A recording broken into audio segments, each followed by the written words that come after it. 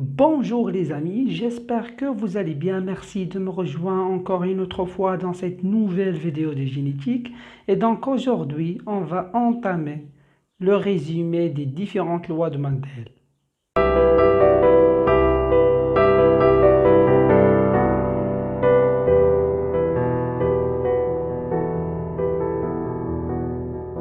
Alors, j'aimerais dire que j'ai déjà traité dans des vidéos précédentes chaque loi de Mendel en détail. Mais aujourd'hui, je vais expliquer en grosso modo les différentes lois de Mendel.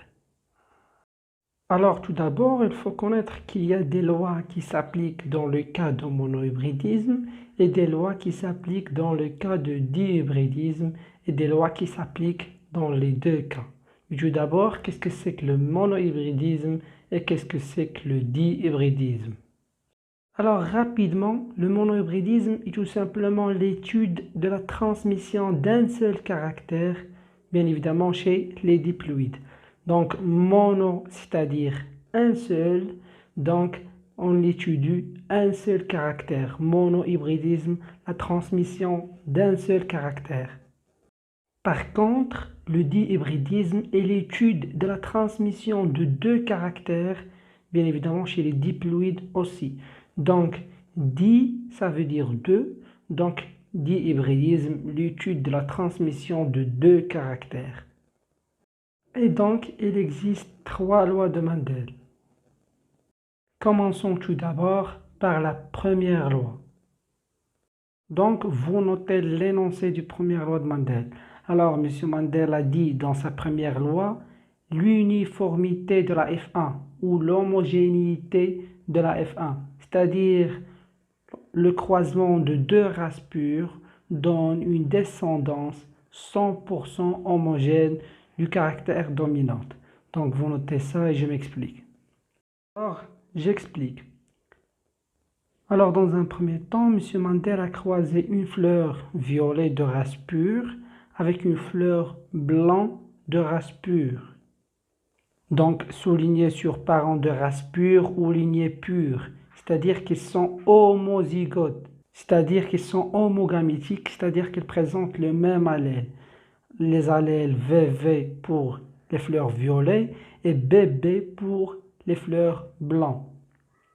Donc, après croisement des parents, on obtient une F1, c'est-à-dire une première génération qui se constitue tous par des fleurs qui ont de couleur violet, comme vous voyez dans l'image. On obtient une F1 100% homogène qui a de même couleur, qui est de couleur violet. Et on appelle les individus de F1, on appelle ce sont des individus hybrides, car ils sont hétérozygotes, c'est-à-dire portent deux types de gamètes, les allèles V et l'allèle B. Donc d'après ça, on peut déduire que la couleur violet est dominant, la couleur blanche est récessive, couleur blanc est récessif. Et on note V domine B, c'est-à-dire la couleur violet domine la couleur blanc. Et donc, c'est ça tout simplement la première loi de Mendel. On obtient une première génération qui se constitue uniquement par des individus qui portent le caractère dominant, l'uniformité de la F1. Donc, on obtient une F1 qui est tous uniforme, qui porte une seule couleur qui est la couleur blanc, qui est la couleur violet, pardon. Ensuite, on prend un deuxième exemple, la même chose, croisement de deux races pures du drosophile, une mouche de corps clair et une mouche de corps noir. Et on obtient en F1 une première génération homogène qui se constitue par des individus qui portent le caractère corps clair. Donc, caractère corps clair est dominante et caractère corps noir est récessif. Donc, on dit qu'il y a vérification du première loi de Mendel, puisqu'on note l'uniformité ou bien l'homogénéité de la F1 avec dominance du caractère couleur claire et récessivité du caractère couleur noire. Et c'est ça tout simplement la première loi de Mendel. Ce n'est pas une grande chose. Ensuite, on passe à la deuxième loi de Mendel. Donc, vous notez l'énoncé du deuxième loi qui dit ségrégation de type 3-1. 3 quarts, 1 quart. Alors, pour la deuxième loi de Mendel, tout à l'heure, j'ai dit qu'on obtient en F1 des individus hybrides, c'est-à-dire des individus de la F1 sont tous des hétérozygotes. Et j'ai dit que le caractère dominant qui s'exprime seulement en F1. Hybride, bien évidemment, puisqu'il porte les deux allèles V et B. Alors ensuite, M. Mendel il a croisé les individus de la F1 entre eux, c'est-à-dire qu'il a croisé F1 fois F1, une fleur violet hybride qui contient le génotype V et B, avec une fleur aussi hybride qui contient le génotype V et B. Et il a trouvé les résultats représentés dans l'image. Il a trouvé que 3/4 des fleurs obtenues ont de couleur violet et 1/4 des fleurs obtenues ont de couleur blanc, comme vous voyez dans l'image. 3/4 pour le violet et 1/4 pour le blanc. Et à cause de cela, il a annoncé la deuxième loi de Mendel qui est la ségrégation de type 3-1 ou bien ségrégation de type 3/4, 1/4 dans la deuxième génération, c'est-à-dire que les caractères parentaux se présentent dans la deuxième génération avec les proportions 3/4, 1/4, d'où le nom ségrégation de type 3-1. Il faut noter que les caractères dominants présentent la proportion 3/4 et le caractère récessif présente la proportion 1/4. Et donc c'est ça tout simplement la deuxième loi de Mendel, ségrégation 3-1. Et voici les résultats génotypiques et phénotypiques du tableau d'échiquier de gamètes et on voit clairement les résultats ou bien les proportions 3/4, 1/4. Alors on a obtenu la proportion 1/4 fois 1/2 fois 1/2. Et on a obtenu 3/4. 1/2 fois 1/2 égale à 1/4. 1/2 fois 1/2 égale à 1/4. Et 1/2 fois 1/2 égale à 1/4. Vers la fin, on fait la somme 1/4 plus 1/4 plus 1/4. Elle est égale 3/4. 3/4. D'où le nom du deuxième loi de Mendel, ségrégation de type 3-1. 3/4, 1/4. Et on passe à la dernière loi de Mendel qui est la troisième loi.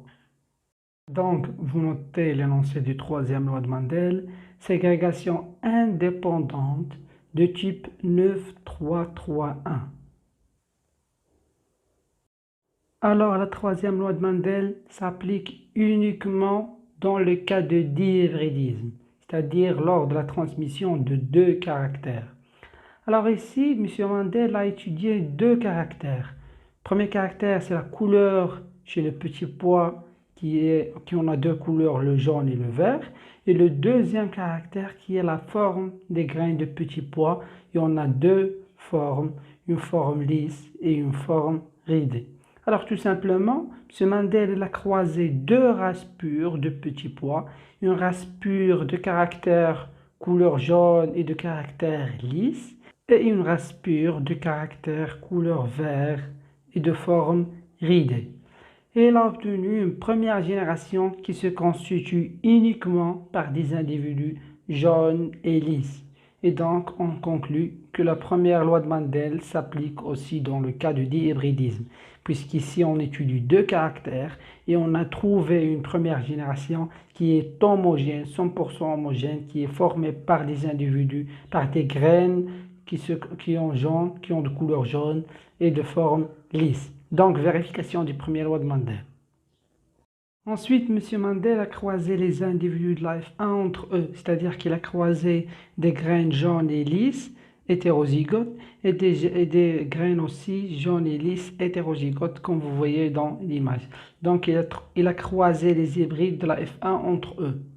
Et il a obtenu, cette fois-ci, 315 graines jaunes et lisses, avec une proportion de 9/6, comme vous voyez dans le tableau, et 101 graines jaunes et ridées avec une proportion de 3/6, et 108 graines vertes et lisses avec une proportion aussi de 3/6, et 32 graines vertes et ridées avec une proportion de 1/6.